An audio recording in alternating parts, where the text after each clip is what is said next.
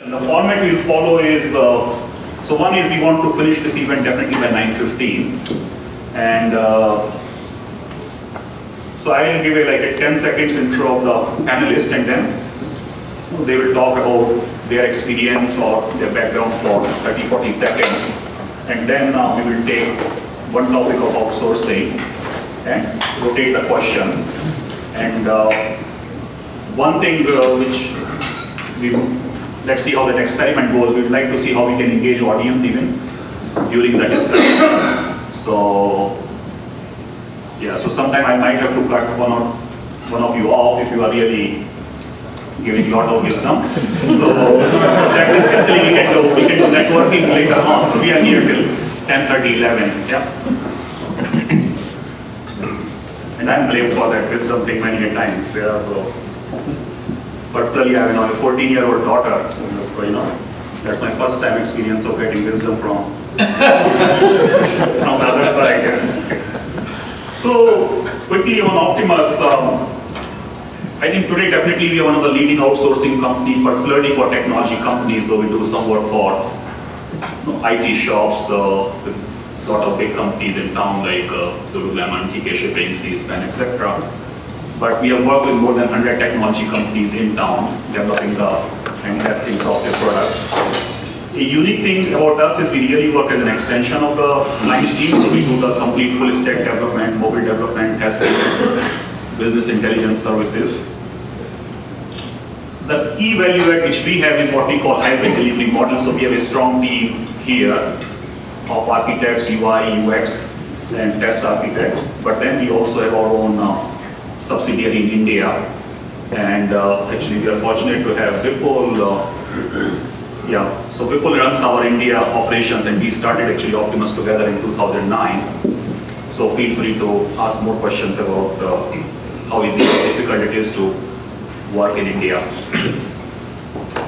And now we have approximately 200 people, so we have around 25 people here, and then another 175 in Noida, which is actually a suburb of New Delhi, and many of you in this room have been to our Delhi center. And what I like really is today in the last 5 years we've worked with more than 100 companies and definitely more than 500 projects. And obviously we've learned a lot in the last 15 years or so since we have been in town on outsourcing. In my previous company, Momentum, and now Optimus is really what works for us is we really work as one team with the client. What we say is one process, one team, one success.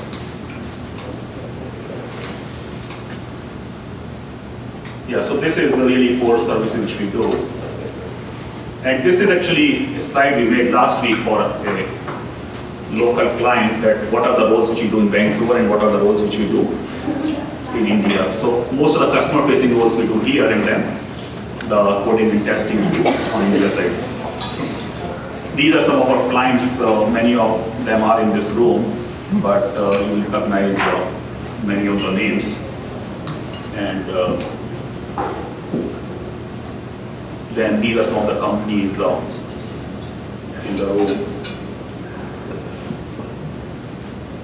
So these are some of the slides I can send whoever is interested, but really the outsourcing market is growing very, very significantly. Also companies are focusing more on their core competency and seeing how they can outsource more rather than trying to do everything on their own.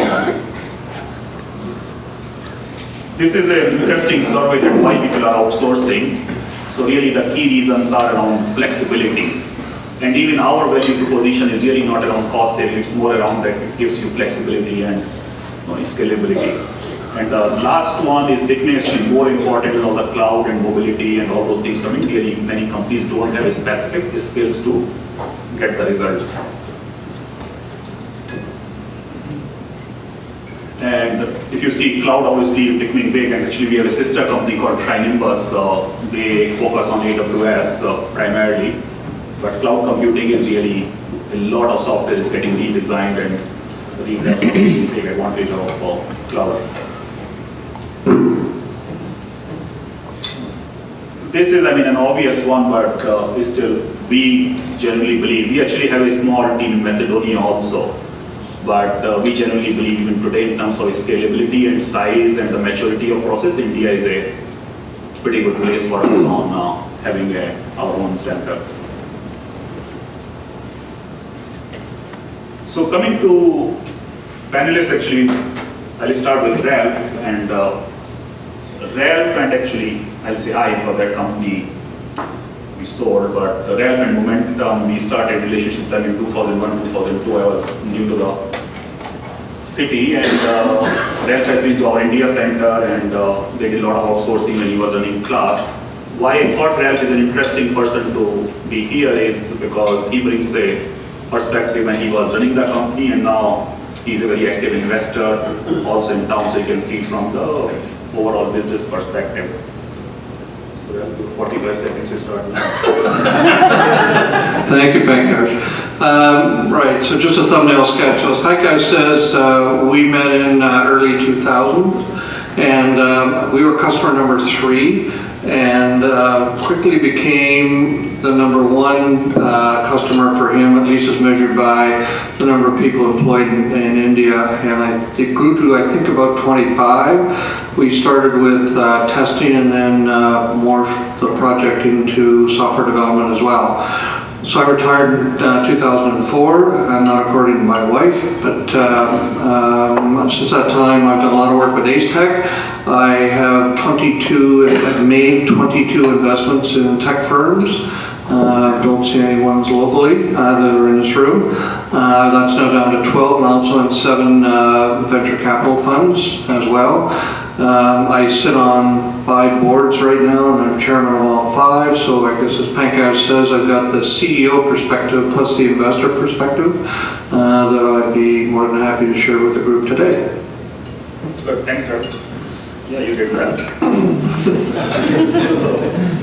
So, the next is Peter, and Peter actually has been in the technology industry here in Vancouver for quite some time. He was with Turfus for quite some time, then you did a startup gig also, and then he was a Quick Mobile CEO, and now he's in Elastic Path, the VP product, and responsible for engineering also.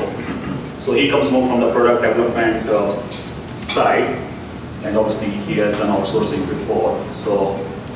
Sure. Thank you, Pankaj. So Peter Lukomskyj, as Pankaj said, we were a customer of Optimus's when I was at Quick Mobile. We did a fair bit of our QA with Optimus. Today I'm at Elastic Path Software. I run products there, product development, product management. And as part of that discussion, as we're moving to more of a cloud-based software deployment mechanism, we're talking actually with Pankaj's other group, Nimbus, a fair bit. Yeah, I've been involved in the technology space for about 15 years in Vancouver, and also before that in Alberta. About 8 years with Sophos, got some of my old colleagues in the room here in a number of different roles, bringing some of the products that were from the Active State acquisition into the Sophos family. And then Quick Mobile, and as Pankaj also mentioned, a couple of startups, which was fun along the way, and then now VP products at Elastic Path. So offer perspective from a number of different areas. And the last but not the least is Ben. So why actually I thought of Ben is interesting, because their business is somewhat different from a traditional product development, because they are very, very heavy on UI, UX, etc., user experience, and some of those things, which typically, one is it may be difficult to outsource, and there are many more moving parts, and most of their customers are large e-commerce brands. So for them, really, that's the way they make money, by making sure that mobile experience, etc., is great. So, and Ben and us have worked for a few years together, but more than I would like to learn more on the user experience side, how you make it all work. Yeah, so I mean, my background is a long time in digital agencies, and I joined Mobify about 4 years ago. Our product is a SaaS product, marketing sort of enablement engagement for e-commerce customers primarily, and there's a big services and implementation overhead. So the limiter to our growth is the ability to onboard our customers onto the Mobify platform, and as Pankaj mentions, in a kind of creative and UX respective way. So Started working with Optimus about 2 years ago to kind of remove some of that capacity blocker that we had with our services group, and I've actually been able to scale our internal creative team in tandem with Optimus's engineering and UX and QA roles to be able to essentially double our services business.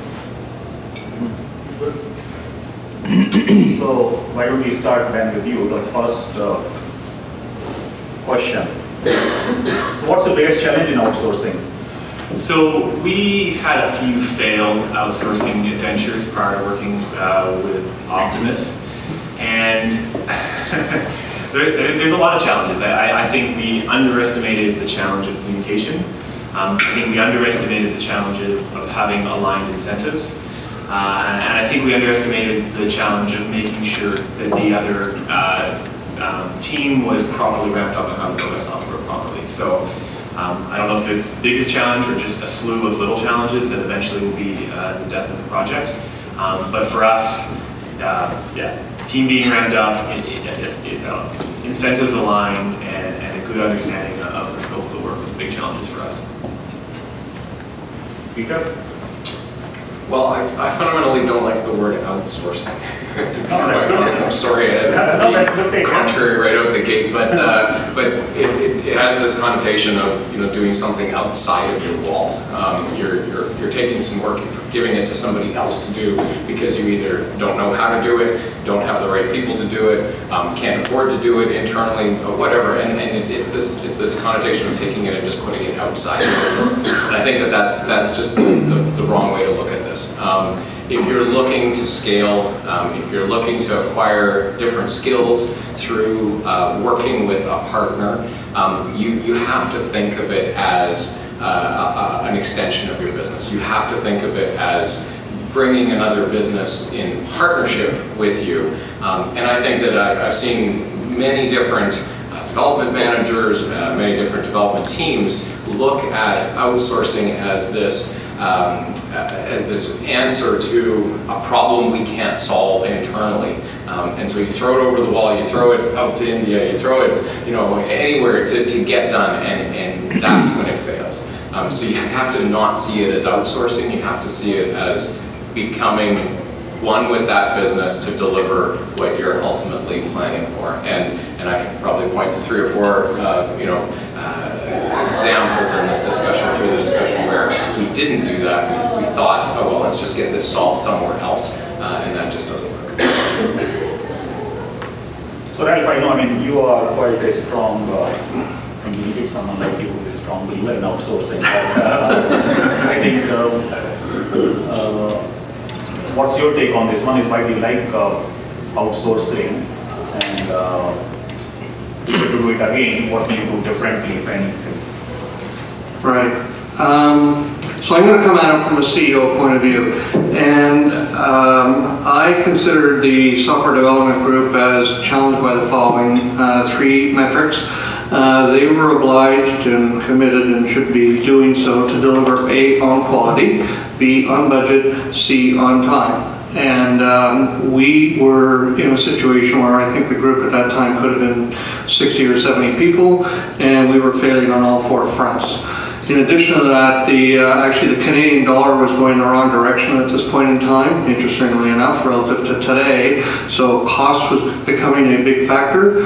And the last one was customers were getting real upset because we were not delivering what we were supposed to be delivering the first time. So the other metric I used in the quality situation was do it right the first time, and we weren't. So we didn't have good processes, and I had to do something radically different, and I started outsourcing and with Pankaj. And seriously, he emailed me, he cold called me actually one day, came in and talked, and we talked for about an hour and a half, 2 hours, and I'm going, this guy knows what he's doing. And this is a true story. We'll get to a couple of things where we had a couple of battles today, but nonetheless, he was talking my language from a CEO point of view. So we started signing up, and we had speed bumps along the way. I met Vipul 15 years ago almost, way back in the beginning. And we got a terrific relationship going after a reasonable period of time, and it worked out great. I am a big fan of outsourcing manufacturing. whether it be software and hardware. I got two companies that I'm big time involved with in hardware, and if you can do outsourcing, good move. So why did you start from the battery part, which you said that things which to watch for, or things which we can do differently? Sorry, I'm not using the mic, is that okay? Yeah. Right. So what did we learn along the way? We'll describe some experiences. About 4, 5, 6 months in, my R&D manager came to me and said, "Ralph, this deal's not working." And so we did the obvious thing, which is why. And he said, "We're not getting what we want. We're not getting it. It's more expensive, and they're late." So we had on time, on budget, on quality problems to fix. So we went about fixing each one of them. And as Ben said in the beginning, it came down to, in my opinion, the business model to make sure communications and alignment work really, really well. So we had to restructure into a business model that made some sense to us. It was class at the time. And it came down to communication. So we developed a very, very tight and effective check-in process that made darn sure that we were getting what we wanted, ranging from specs down to the code quality itself and the features in the code as well. And it took us about a half a year to get that done, and it worked swimmingly. I was beyond delighted with the results after we got some stability in terms of getting the thing going forward properly. So then why do you, whether to Optimus or to someone else, why did you choose to outsource? So, I think there's different evolutions in a lot of services businesses, and for us, we started doing everything in-house, and that was the best way to ensure we had the best quality of our customers, we had control over scope, we could deal with certainty in what was relatively an uncertain product deployment as we were figuring things out. And the next logical step is maintaining a lot of that control, maintaining a lot of that customer relationship, but moving the cost and some of the uncertainty to an external party. So we went with a subcontracting solution through Optimus to allow us to scale, but still allow us to have that high level of customer service that we expected to have. Next level for our business as we evolve will be for partners to handle all of that relationship. We're a lot more certain about how our product is deployed now. We're a lot more certain about some of the risks, and partners could essentially handle the entire thing. So subcontracting for us, immediate relief to kind of a scalability challenge, and a good step for us as we move and evolve our product deployment procedures. So my experience has been most of the time really the outsourcing does not work. Really on the client side, we don't have a clear owner of the project or product, etc. And that's where a lot of issues start, because nobody is really championing either the outsourcing or that team internally. And because I was trying to analyze a lot of projects actually of last 10 years or so, and Vipul and I spent a lot of time on weekend on that. And maybe it's little biased view, it's easy to sometimes just blame the other side, but really that came out as one of the key factors. And second is where I think we have always, I'll say, failed or not done well, is where we did not have absolute clarity on what is really expected. So it can be expectations in terms of time, budget, or quality, or technology, etc. So Peter, any take on this thing? Yeah, I'd say where I've seen outsourcing work well is when we had a very defined set of requirements, and the individuals who already knew how that requirement might be fulfilled within the business, got quite involved in working with the external team. We had good success with Pankaj's group when I was at Quick Mobile. We extended our QA group through his team. And what we had were some very solid people on the ground already in Vancouver who could work with that team to get them working with our process, get them working through our cadence. And we ended up with a very efficient team working together. Where in some more recent history, I've had less success with outsourcing is when a very high level requirement is thrown over to someone who's working on it outside the business. The high level requirement is sometimes managed by a business person or a marketing person or someone who understands conceptually what they want done, but they don't get into the details of the technology. And then what happens is that comes back as a product.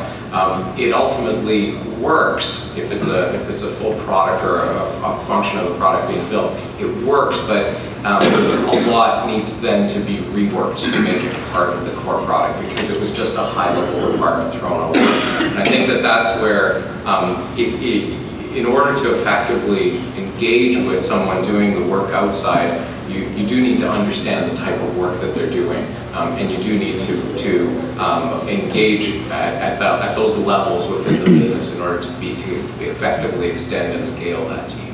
That's been some of my most recent both positive and negative experiences. Yeah. I got two perspectives, which maybe is why you invited me today.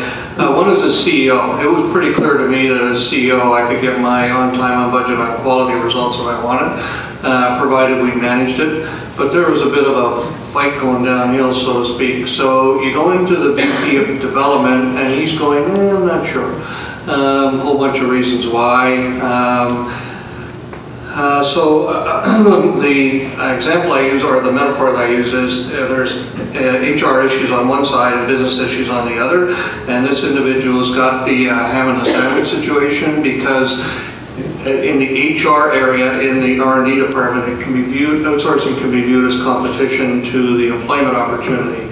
And that's a sensitive issue, and I bumped into that a lot there. But we managed to figure it out as to a policy and a strategy that we communicated to the staff, such as your job's fine, we're not going to fire you.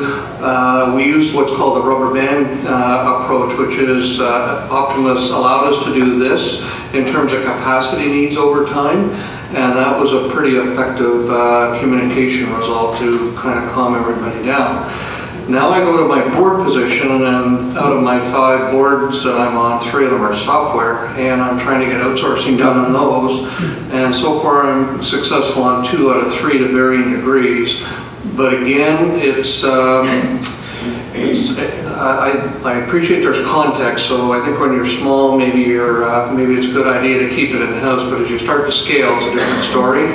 And I'm having my conversations every week with my CEOs talking about what are we going to do here, because they need to be prepared to scale, and I don't think they're getting there yet. So that's a situation I face right now as board chair. So coming to you, Peter, I think is one question which comes very often is what to outsource and what not to outsource. Any thoughts?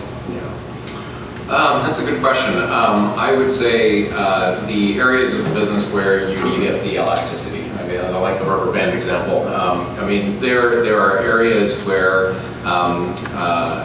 your core skill set will satisfy your kind of regular demand, but then when the peak demand comes in, whether it's on client projects or whether it's through the development cycle where there are areas where you need to focus for a specific period of time. I think those are sort of the logical first places people look at outsourcing.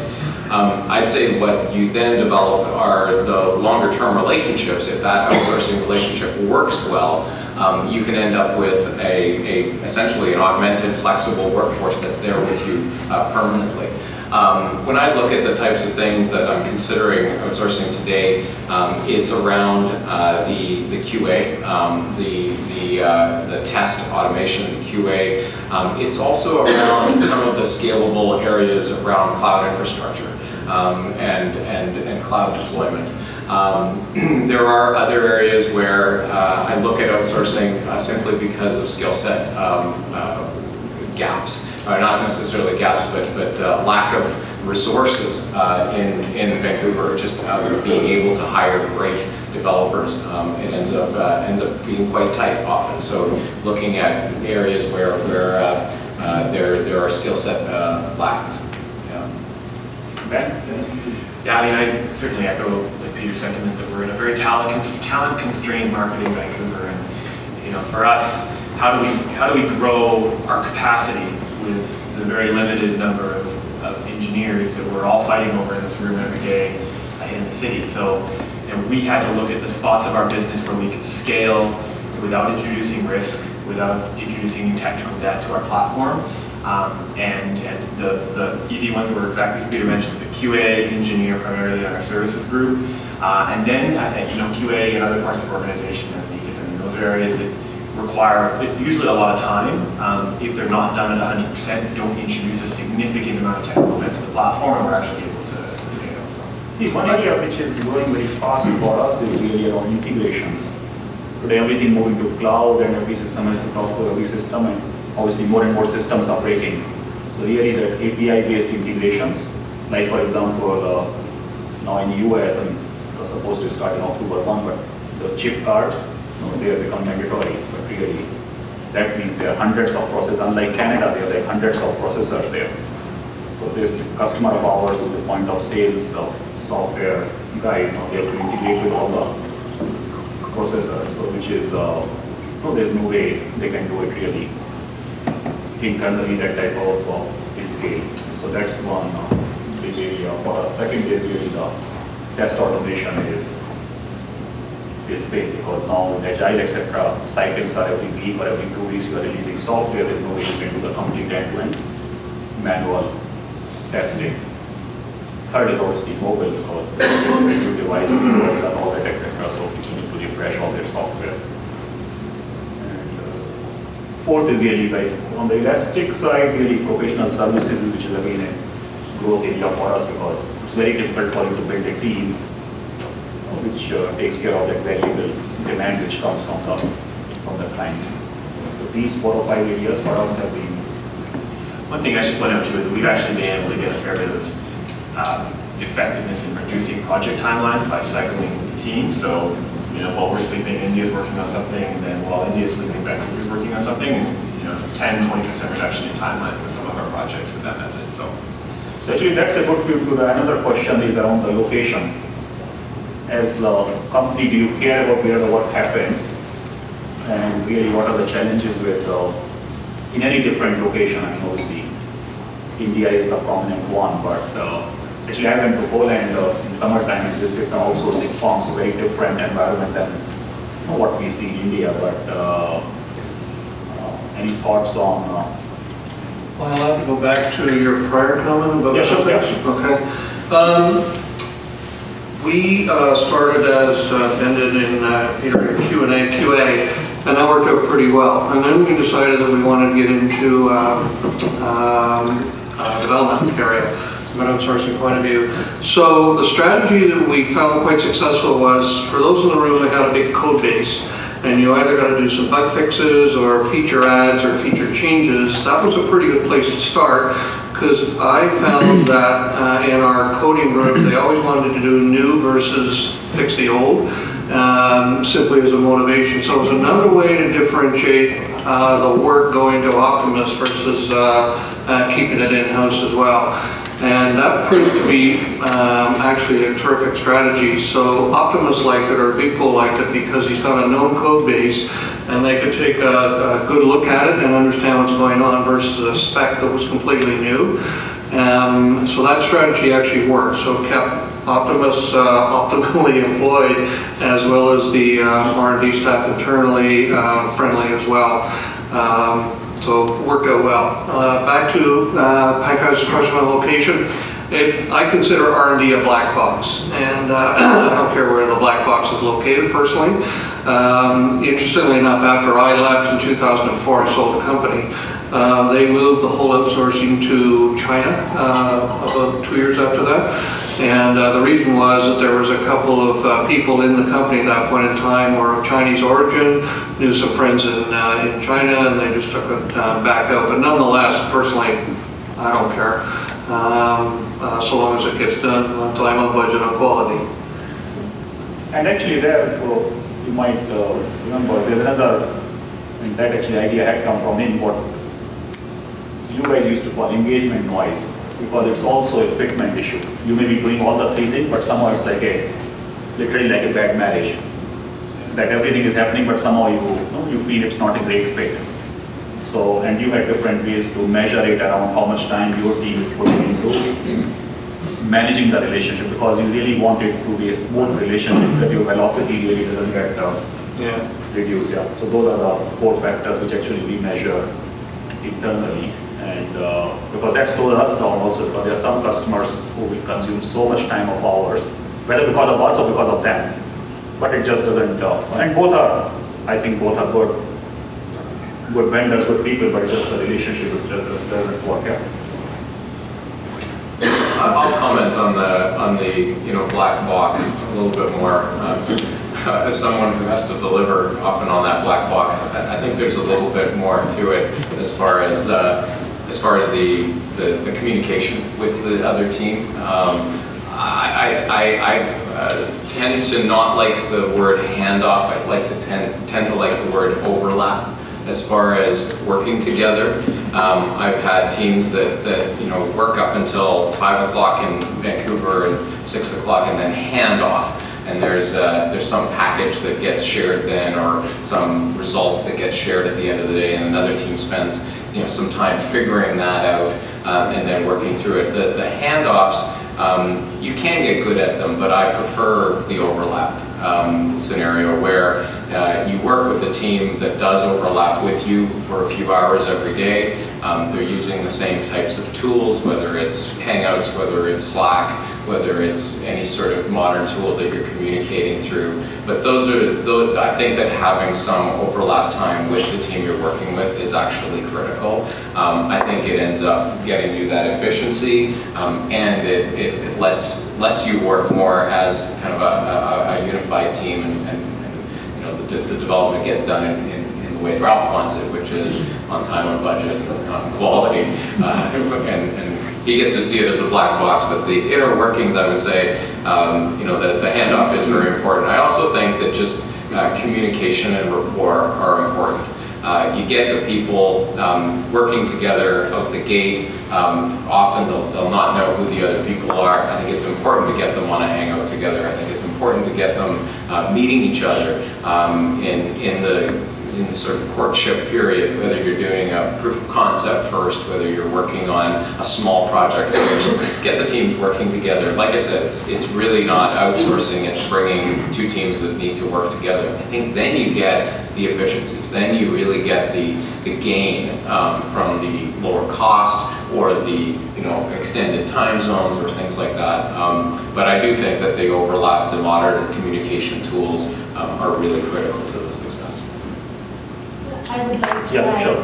so I really like the word engaging, and I mean that's what we generally face in outsourcing or that kind of scenario.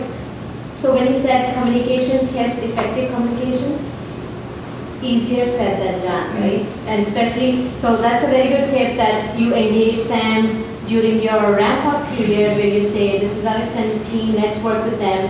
But again, because of the time zones, what has worked for you all in the past? Do you think having, during ramp-up time, let's say for a couple months in the beginning, you want your developers or your SMEs, it could be a product manager or whoever, working closely with the offshore, their startup day, or do you prefer having somebody travel? So what has worked better for you? I know I'm going to very nitty-gritty details, but that's what I think we would like to hear from. We recently built a portion of our product with a company in Guatemala. They have Guatemala and Colombia as 2 development centers.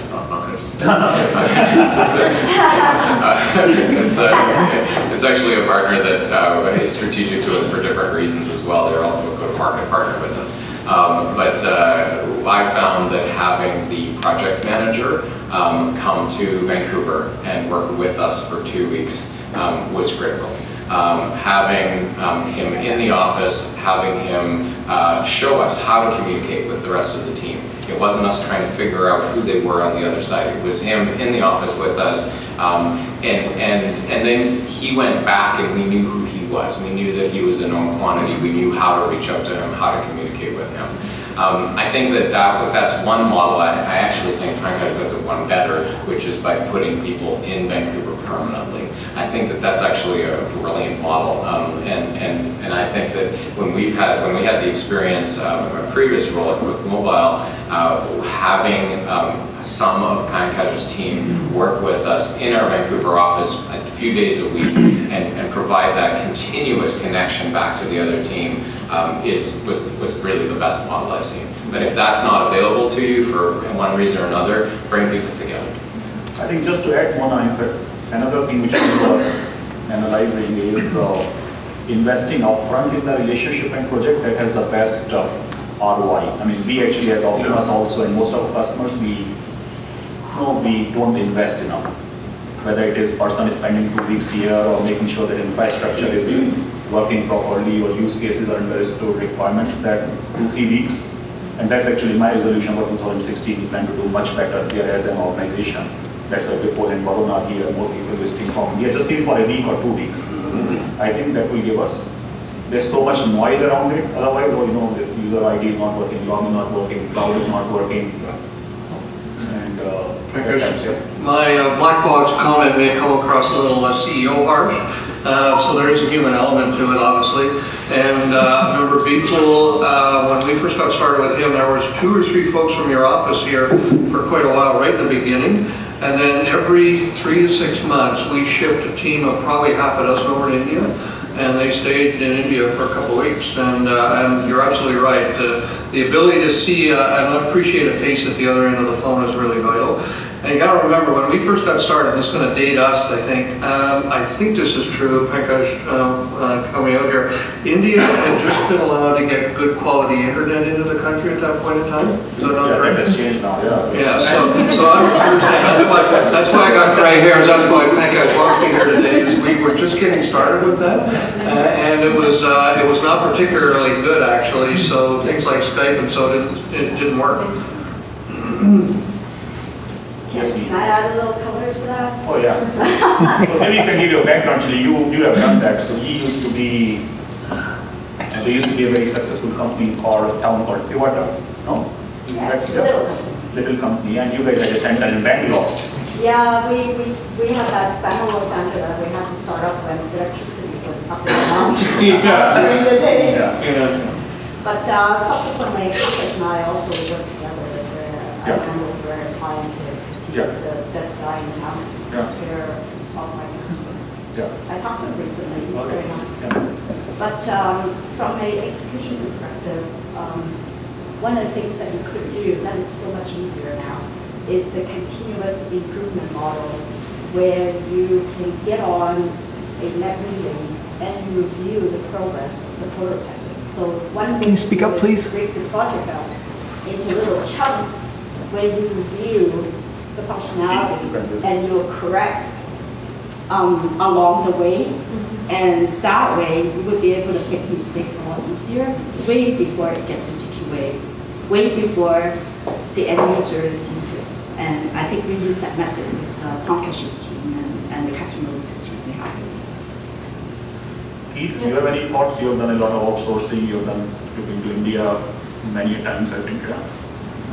Yeah, I mean, definitely having the people, onshore in your office is a model that we use and we prefer.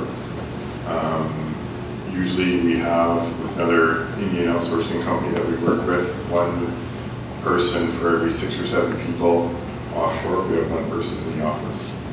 But it has been a challenge at times getting people into Canada with visas and sometimes they're here for a period of time and then they leave and can't get their visa renewed. So that's been a challenge for us. But we are, definitely big believers in outsourcing. We use it for QA, software development. One of our challenges right now is figuring out what the optimal sprint length is. 2-week sprints, 3-week sprints. We were using 4-week sprints, then we went to 2-week sprints, and now we're questioning that whether that's the most optimum, whether there's too much overhead with that. So yeah, good discussion. Gary, you would like to? Well, a number of the comments. If you can pass the mic. None of the comments ring true. Just a little different perspective. I guess when I first started in outsourcing, we had a fairly large development shop, and in fact what we did is formed a joint venture with another company in the Philippines. So we were essentially trying to do the integration within our development shop. So we have about 50 in the Philippines, about 250 here. And there were two things, one of which has been dealt with here several times, which was absolutely key, and that was the communication, regardless of how you did it. In that particular case, we found that it was more effective for us to send people from here to the Philippines and have them reside there because they had known communication paths and established communication paths into the development team here. It worked particularly well. But I guess there are two other points I don't think have been dealt with here that are maybe worth commenting on. First of all, it's the complaint that I've had in a number of cases where we've implemented outsourcing ultimately successfully, has been setting expectations properly on both sides in terms of what the results are going to be. And to think that you're going to turn it on with a switch and that the first month out that you're going to have the same productivity level as you had previously with a full in-house operations just doesn't make any sense. But unless people are conditioned in advance for that, they will be critical of this. And so setting a time frame, I think, is the one thing that we haven't talked about here today. That is the key item. And I think that time frame is both around communication, expectations about what the communications will be like and the amount of commitment you have to make to them, and about how long it's going to take you to get to the productivity levels to match up across the entire shop.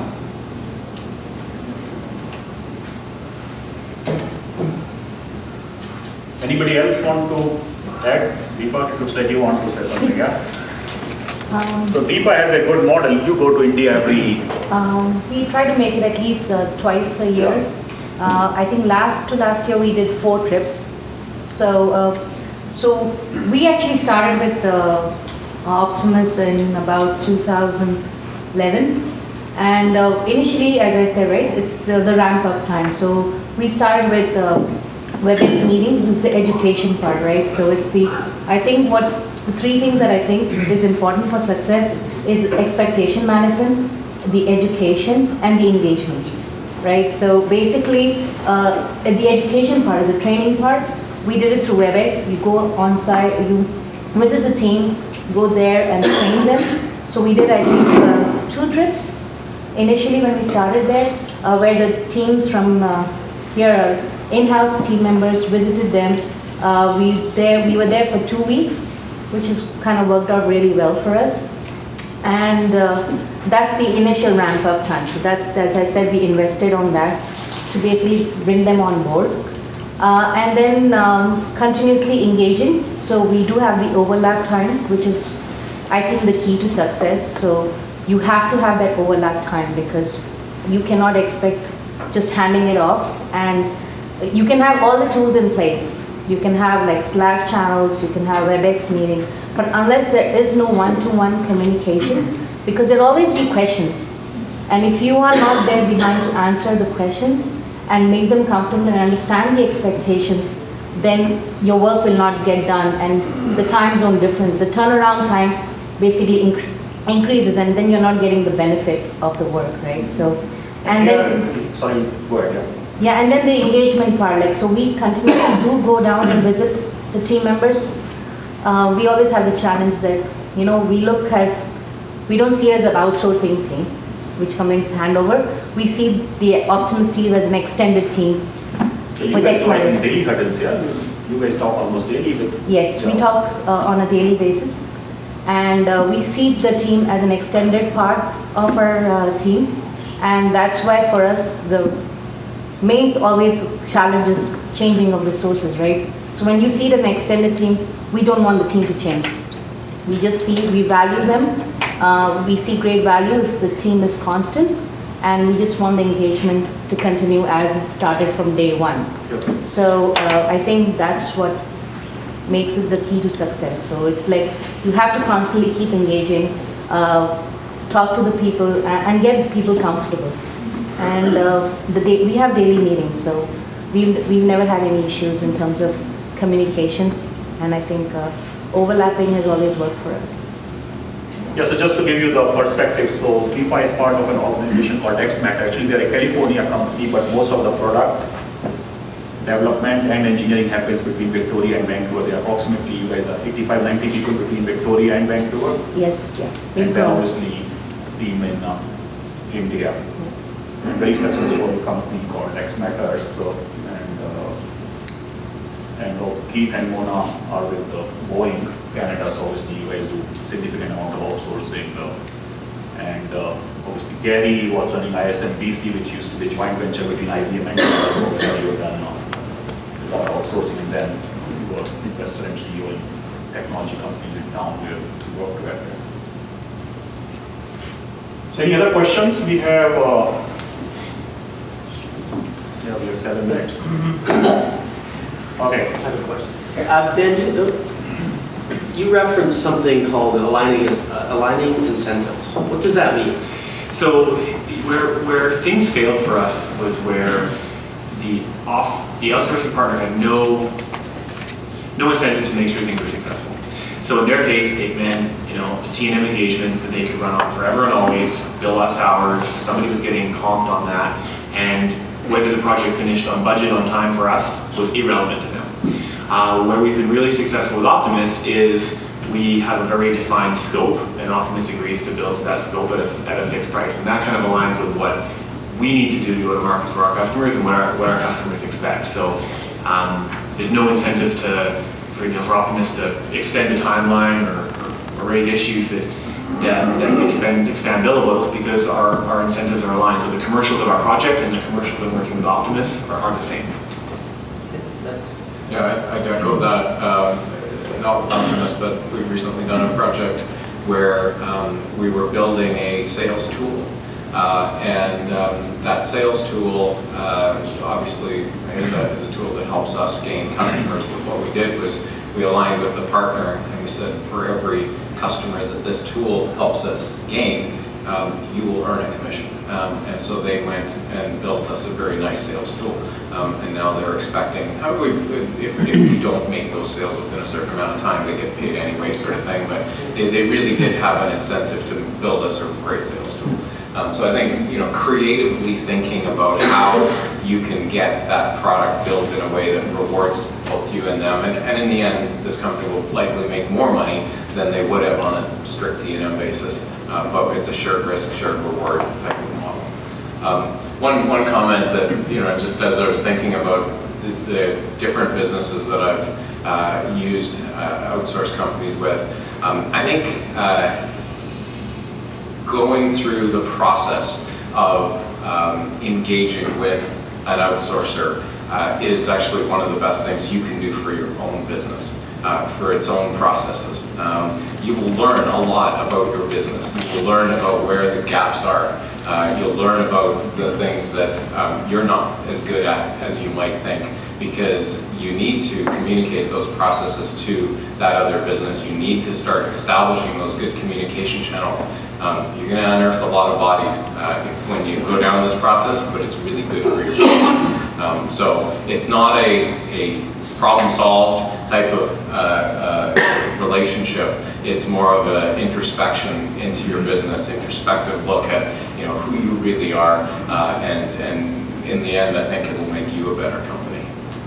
Yeah, I was just curious if anyone has any comments on agile environments in outsourcing. I've heard a few sprint words mentioned, but not one spoken specifically. From my perspective, if an agile methodology works for your internal team, it works with the external team. We, in the mystical world of fixed price, fixed scope for customer deliverables, agile is really a great fit. But when it is a good fit for your delivery methodology, it seems to work well with an offshore partner as well, for us at least. I was going to make two comments. One was just what Ben said about alignment, the business model, question on the back. I mentioned that my VP R&D came into me and said that some of the things not working, and it was exactly what Ben talked about was what was broken.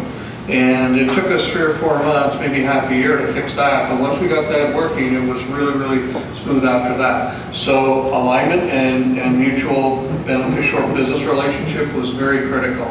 And up until that point in time, there was one of these going on in terms of wandering through the wilderness. And then what Peter suggested was outsourcing, in my opinion, got one thing right. And that was we ended up doing things right the first time because we were communicating with the person that was doing the creation of the software, and we had to be very precise. So when they asked a question, we may have had to go back and think about it. So we got it right the first time. And to me, that was a big value and bonus result. So let me put Vipul on the spot for 2 minutes. So let's hear from the vendor side, correct? What do you think? What's your biggest pain working with clients? But if you are not happy, clients will not be happy, correct? I mean, you need to... No pain really, at least most of the time. So what I would like to add, and probably this was something which the panelists also implied and other participants also did, that in the communication part, the focus on planning ahead, or what I may otherwise... Oh, sorry. Thank you.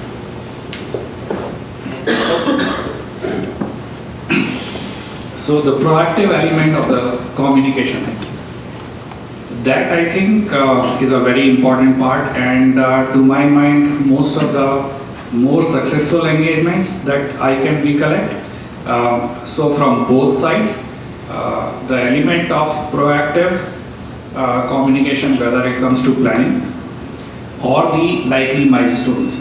So that has been, I think, clearly one of the things that both sides have invested in. So obviously from the vendor side, there is an investment in terms of preparation, and from the customer side, there is an investment in thinking ahead about what needs to be done for me, for my work, going ahead, moving ahead in the project.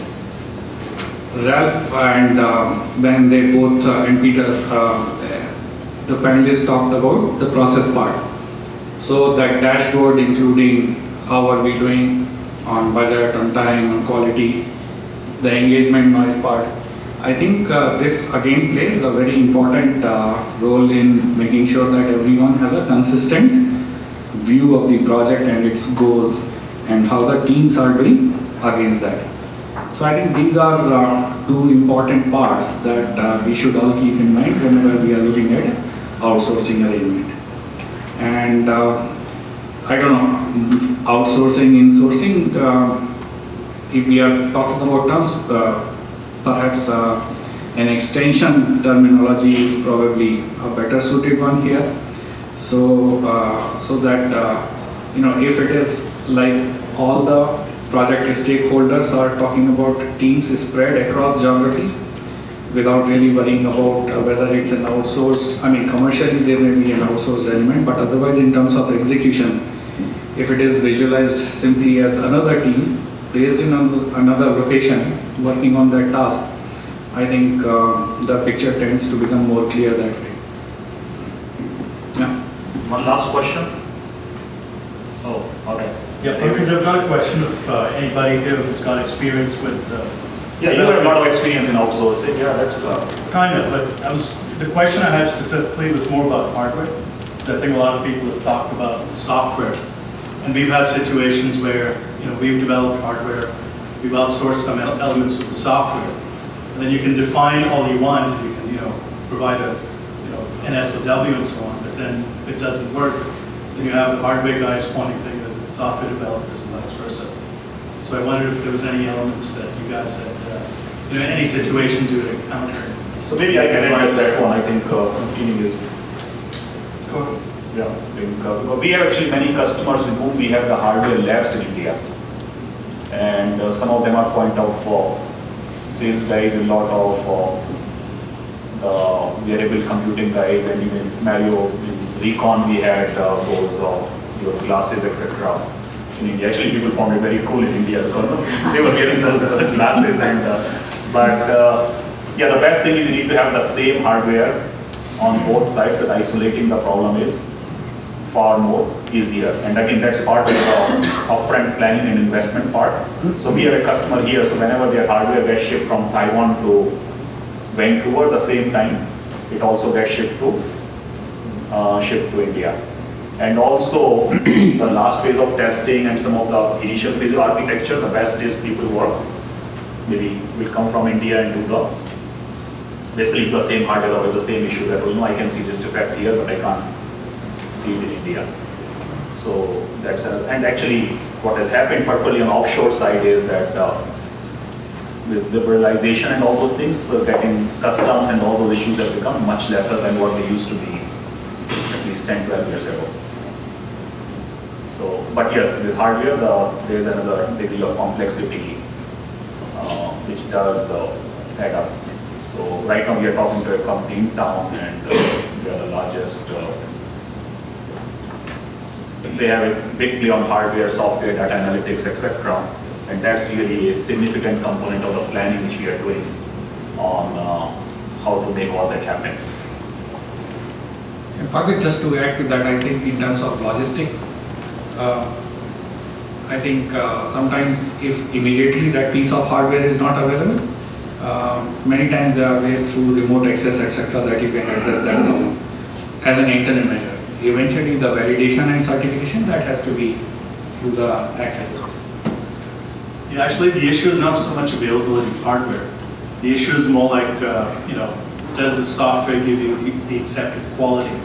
So to give you a very specific example, if you're developing a phone and someone else develops the audio software, like the dialer, and then you put the dial in the phone and then the phone calls the quality is not good, then it's natural for the software developer to say, hey, it's the CPU, it's the acoustic echo cancellation, whatever the case might be. I mean, to give you a specific example, we've used an AEC algorithm that's software driven. And when it didn't work, they said, well, you probably should have used an AEC chipset. So your hardware was not adequate to begin with. Right? So you have issues like that sometimes where there's finger pointing.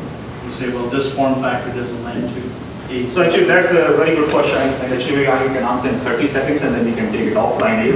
That's where really, and we did not touch today, is really the domain expertise part comes. So you really need to have those people in the team who understand and talk the same language.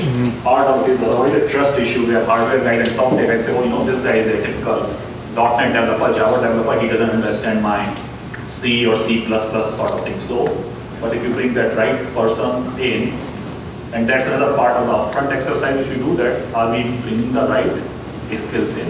And we as an Optimus, we can do a much better job. So that's another thing why actually we are also bringing architects, etc.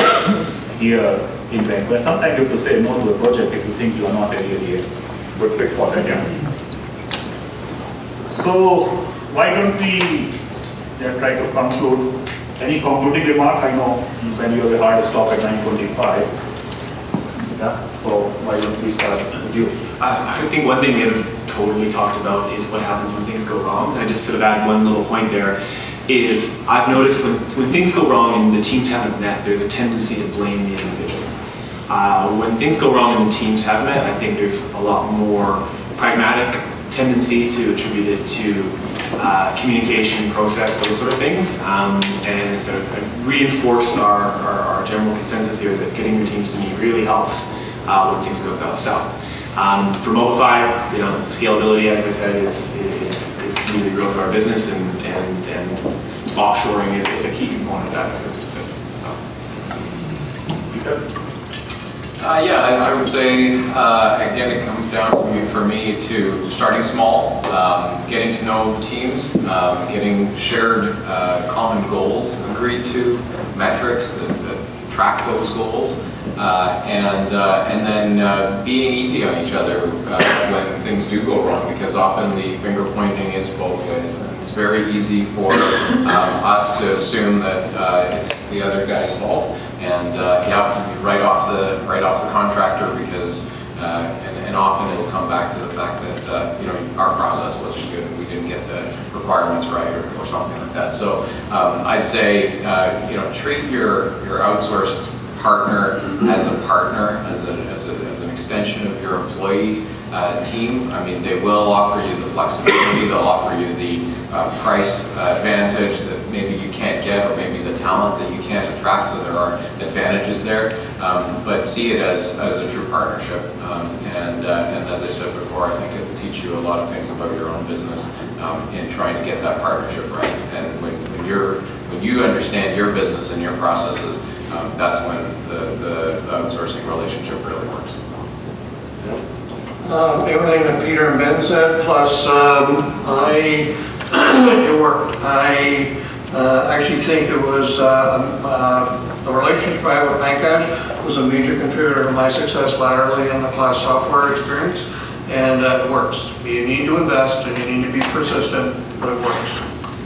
Thanks everyone. And so just to what is the next slide? Yeah, so this is our next event, the same place, same time, but on February 23rd, and which is actually what we are, test automation is becoming a big subject, do's and don'ts, and really more and more we are hearing it's not about when and if, but how. And we have Stuart actually in the room, so he'll be part of the panel. Stuart runs QA at Vision Critical, and before that he was cloud computing company joined, and before that Peter, you and actually Stuart worked together at Turfus. So it'll be interesting. And then Larry Uda is the director QA at Quick Mobile, who has done a lot of mobile test automation, so he brings a different perspective on that. So yeah, we will be emailing it in January, but it'll be great whoever is interested to join that.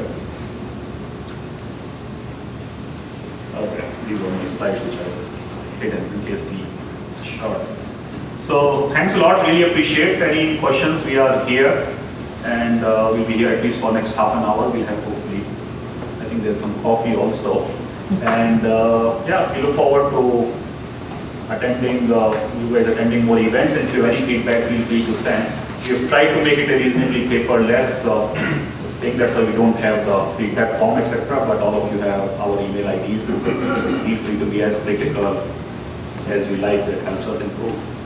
And there's a gift also. You guys can start early in the morning. So this is some vino. Yeah, some vino. So this is a Okanagan. Yeah, so we promote local. I believe it's a good wine. That's what No, I personally went and bought them, so it better be good.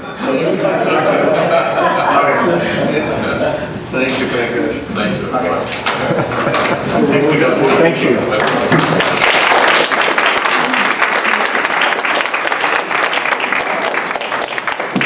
Nice to meet you guys. Yes. Good luck.